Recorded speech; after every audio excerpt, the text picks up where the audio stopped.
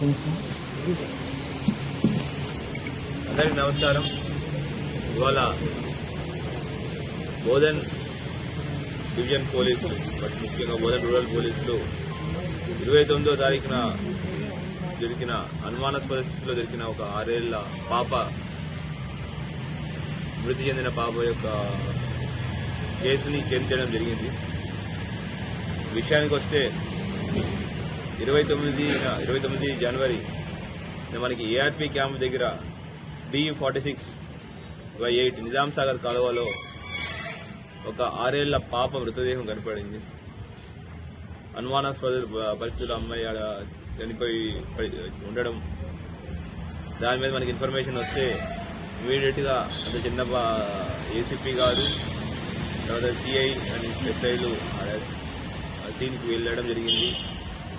అనుమానాస్పద మృతిగా దాన్ని భావించి అది ఎట్లా చనిపోయింది, అది కారణం ఏంటి అనే దాంట్లో ఇన్వెస్టిగేషన్కి ఒక 3 టీంలు అరేంజ్ చేయడం జరిగింది.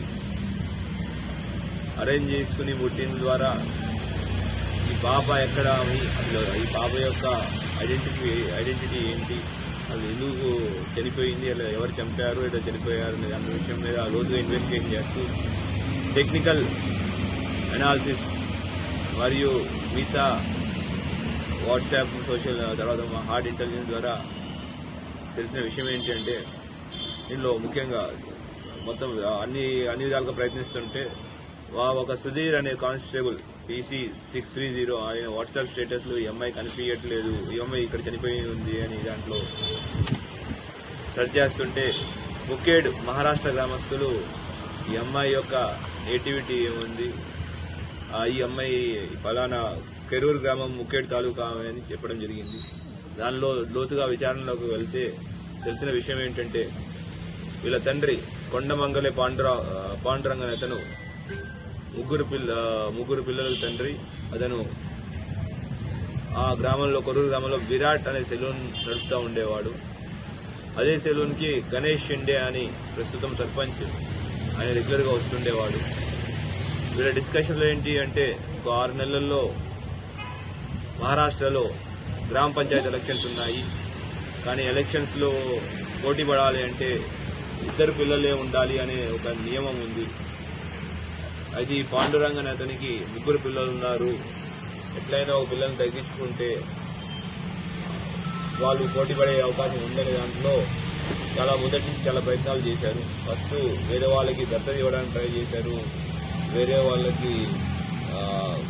దగ్గర పెంచడానికి కూడా బాగా ప్రయత్నం చేశారు. పూణే కార్పొరేషన్ ఆఫీస్ కూడా వెళ్ళి ప్రయత్నం చేశారు.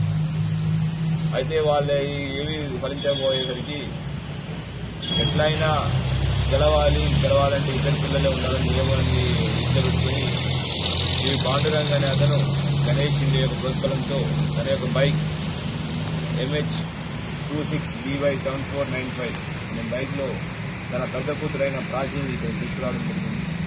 తీసుకొచ్చి నిజామాబాద్ తీసుకెళ్తున్నాను. తీసుకొచ్చి ఇక్కడ అంబం తుప్పదండానికి అంబం వెళ్లే దారిలో బాబాని నిజాం సాగర్ కెనాల్లో తోసేసి వెళ్ళిపోవడం జరిగింది.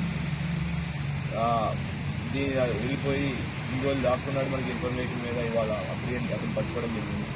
ఇంకా మొత్తం ఆపరేషన్ని దగ్గరుండి సూపర్వైజ్ చేస్తూ లీడ్ చేసిన ఏసీపీ గారికి, తర్వాత inspector CI Bodhan rural inspector Vijay గారికి, ఎస్ఐలు Yedapally SI Rama and Angel SI చంద్రమోహన్కి మరియు మొదట టీం అందరికీ కష్టపడి ఈ కేసు ఛేదించారు. వీళ్ళందరికీ మనస్ఫూర్తిగా అభినందనలు తెలుపుతున్నాను.